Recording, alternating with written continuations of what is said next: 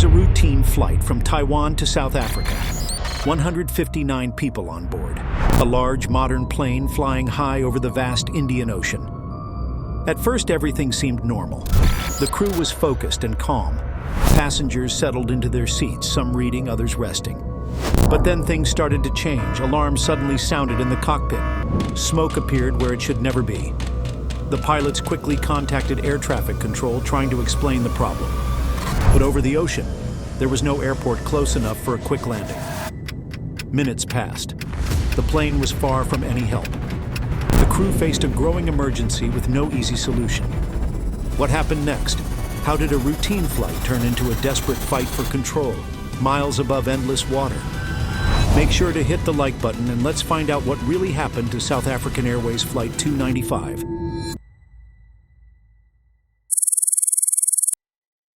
South African Airways Flight 295 was preparing for a long-haul journey from Taipei, Taiwan to Johannesburg, South Africa. The flight was scheduled to stop in Mauritius to refuel. The route meant crossing thousands of kilometers of open ocean, vast stretches of water with no nearby airports. If something went wrong, there would be no quick way down. The weather at Taipei's airport was clear and calm, ideal conditions for takeoff. The sky was calm that night and the air was still. No storms were in sight. It was a perfect start for what was expected to be a smooth flight. The aircraft assigned to this flight was a Boeing 747-244BM Combi, known as Helderberg. This was a special kind of plane, built not just to carry passengers, but also large amounts of cargo on its main deck. It has first taken flight in late 1980. Despite being relatively new, it was already a trusted workhorse for South African Airways. On that day, the plane carried 140 passengers. Alongside them, 6 large pallets of cargo took up space on the main deck, weighing nearly 50 tons in total. Before departure, Taiwanese customs performed a surprise inspection of some of this cargo. They found nothing suspicious, no warning signs. Inside the cockpit, the crew was relaxed and prepared. Captain Dawid Jacobus Uys was the man in command. With almost 14,000 hours of flying experience, more than 3,800 of those on Boeing 747s. He was a veteran pilot. Colleagues described him as professional, steady, and highly skilled. At 49 years old, he was thinking about retiring soon, moving into a leadership role with the South African Pilots Association. The captain was joined by First Officer David Atwell and Relief First Officer Jeffrey Burchell. Both were experienced pilots, each with thousands of flight hours, and thousands more specifically on the 747. The team also included 2 flight engineers, both well-versed in flying and maintaining this type of aircraft. The crew had done this route many times before. They knew the challenges of long ocean flights and the demands of flying a large, heavy plane loaded with passengers and cargo. On this morning, they were confident and ready. Passengers were settled in, some were heading home, others traveling for business or holiday. Conversations were quiet. No one could have guessed what lay ahead. Everything looked routine. Fuel was loaded according to strict regulations. Weather reports were favorable. But far above the endless ocean, miles from any help, a situation was quietly developing. A situation that would challenge everything the crew knew about flying and test their skills like never before.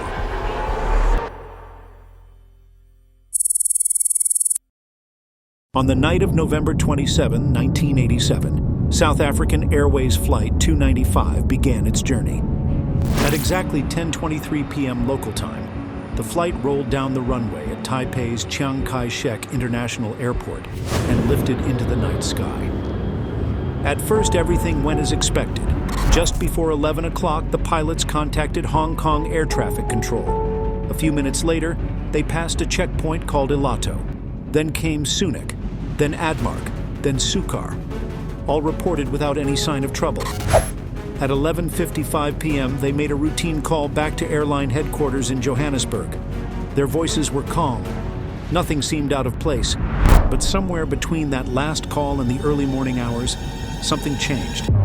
In the darkness, as the jet moved over open ocean, something began to go very wrong. Smoke. That's likely how it started. As the fire grew, it began to destroy vital parts of the aircraft: electrical wiring, communication systems, lights, instruments, everything the pilots needed to keep control. One by one, those systems may have started shutting down. And still no word from the plane. Air traffic controllers in Mauritius waited. No one on land saw or heard a thing. 36 minutes passed. No contact. No updates. No signal. The flight vanished from the radar. But the story was only just beginning.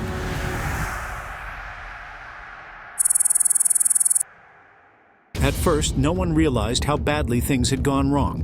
When the plane failed to arrive as scheduled, air traffic controllers assumed it had changed course or experienced a delay. But as time passed, concern turned to fear. The last radio message had come just after 4 a.m, local time. It seemed routine. The crew had calmly reported their position. But there was a problem, a misunderstanding. The location they gave was meant to reference their next waypoint, but the controller thought they meant the airport itself. That single error changed everything.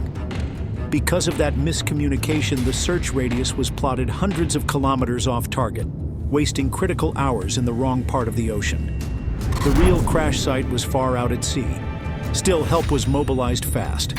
From the remote U.S. military base on Diego Garcia, American Navy aircraft launched into the skies. The French Navy joined in, sending ships to search the ocean's surface.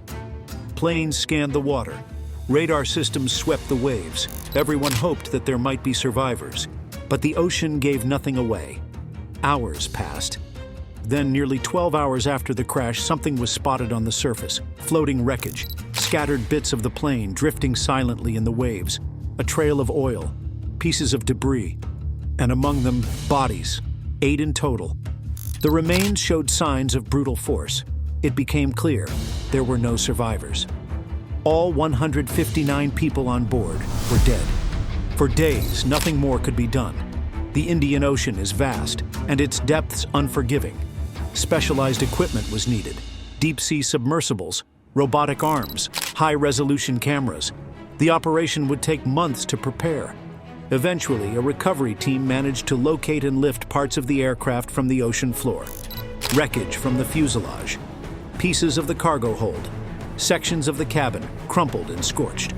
Some parts were open to the public. Airline staff and later selected visitors were allowed to walk through what remained of Flight 295. For many, it was a haunting experience. But behind the scenes, a far more intense investigation was underway.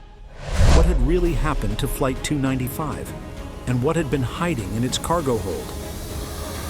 Before we move to investigation, take a second to like this video for more real aviation stories and share it with someone who flies often.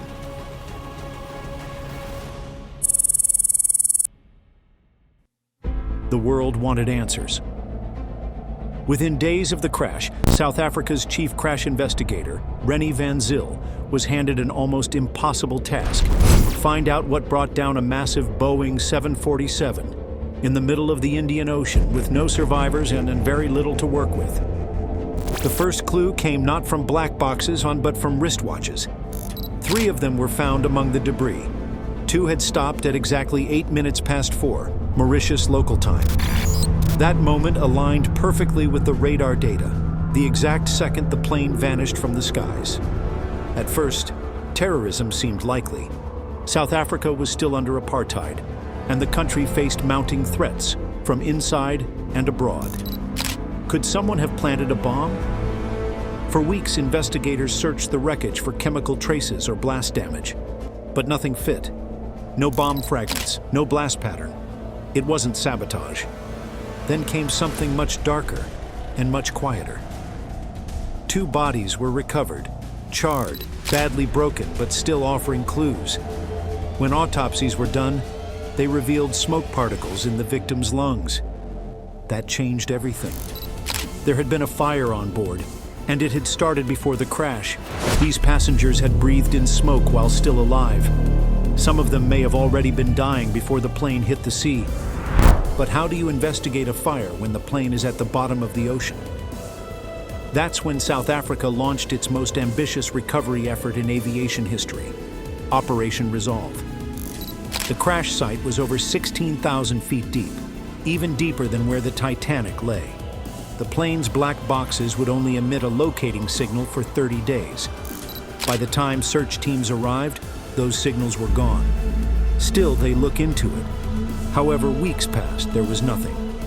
Then in early 1989, over a year later, a U.S. company, Steadfast Oceaneering, was brought in.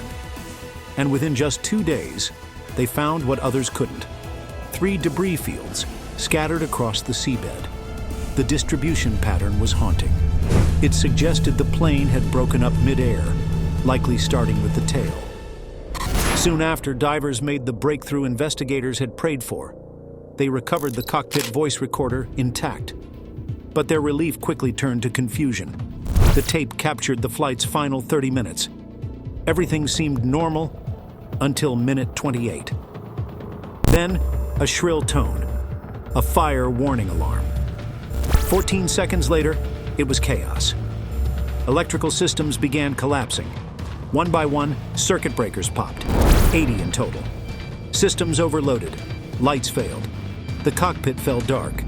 And just 81 seconds after the first alarm, the recorder went dead. The plane, however, did not crash at that moment. Radar showed it stayed in the air for at least 20 more minutes. But there was no sound, no data, no voices, only smoke and darkness. With the voice recorder ending abruptly, investigators turned to the cargo hold. After months of analysis, they zeroed in on a single cargo pallet near the front right of the main deck. According to the manifest, it contained computers packed in polystyrene foam. It is a material known to burn hot and emit toxic gases. The evidence told a grim story. The fire likely started slowly, unnoticed. Gases built up inside the sealed space. Then, in a sudden moment, the mixture ignited, a flash fire that swept across the cargo area. The burn pattern was odd. The floor remained intact, but the ceiling and walls were scorched black. That fire had burned hot, possibly over 600 degrees Celsius. By then, it was already destroying the plane's internal wiring, electrical systems, and control instruments. The pilots were likely flying blind, unable to see, struggling to breathe, unaware of altitude, heading, or distance. And the most chilling part? They may have kept fighting, trying to save the aircraft for over 20 minutes, surrounded by smoke in complete darkness, with passengers unconscious or already dead behind them. Eventually, the official report pointed to a critical design flaw. The Boeing 747 Combi variant lacked proper fire detection and suppression systems in the cargo hold. Once a fire began, the crew had almost no chance of stopping it. But not everyone was convinced that this was the full story. Some insiders began asking deeper questions. Why did the fire start at all? What triggered it? And what exactly was in that cargo pallet? Even with the official report in hand, doubts remained. The investigation had offered answers, some clear, others frustratingly vague. But for many in South Africa and around the world, the pieces still didn't quite fit. One of the most persistent came from former insiders and journalists who believed Flight 295 was carrying more than just computers and textiles. They suggested that hidden inside the cargo hold were military goods, possibly explosives or toxic chemicals, being smuggled under the cover of darkness. At the time, apartheid-era South Africa was heavily sanctioned. It couldn't legally buy weapons or high-tech components from most of the world, but it still had needs. Military needs. That led some to believe the government had used the national airline as a quiet courier, disguising sensitive cargo as harmless freight. The theory gained strength from whispers inside the aviation and intelligence community. And years later, former South African officials hinted that they had been told never to speak about what was really on board the Helderberg. Some suggested that high-ranking government officials personally oversaw the loading of the cargo that night in Taipei. There were also claims of interference, allegations that certain pieces of evidence were destroyed, tampered with, or quietly removed during the recovery operation. One former diver involved in Operation Resolve said he was told not to speak publicly about what he had seen in the wreckage. And then there was the black box. The cockpit voice recorder was recovered, but the flight data recorder, the one that tracks the plane's altitude, heading, and speed, was never found. Some claimed that this wasn't just bad luck. They believed it had been removed, possibly by someone who didn't want the full picture to be known. Over the years, multiple journalists, investigators, and even members of parliament pushed for a second inquiry. Some argued that the official investigation had been pressured to steer clear of politically sensitive topics. In 1998, the Truth and Reconciliation Commission also looked into the case. It is the body investigating human rights violations under apartheid. They also raised concerns that the public had not been told everything. But despite all the smoke, no one ever found fireproof proof. No manifest listed any weapons. No document confirmed a secret government order. And no one has stepped forward with conclusive evidence of a cover-up. Still, the questions persist, because the truth about what really happened in the belly of the Helderberg remains partly buried. It was supposed to be just another routine. But somewhere in the dark over the Indian Ocean, something happened. Something we still don't fully understand. Today, pieces of the Helderberg lie scattered at the bottom of the sea. Families still grieve, and a nation still wonders what exactly went wrong that night. What do you think? Was it a tragic accident, or was it something more? Let us know in the comments. Thank you for watching. If you found this story compelling, make sure to subscribe to our channel. We cover real aviation cases that deserve to be remembered and investigated. And if you want to support content like this, don't forget to turn on notifications so you never miss an upload. We'll see you in the next one.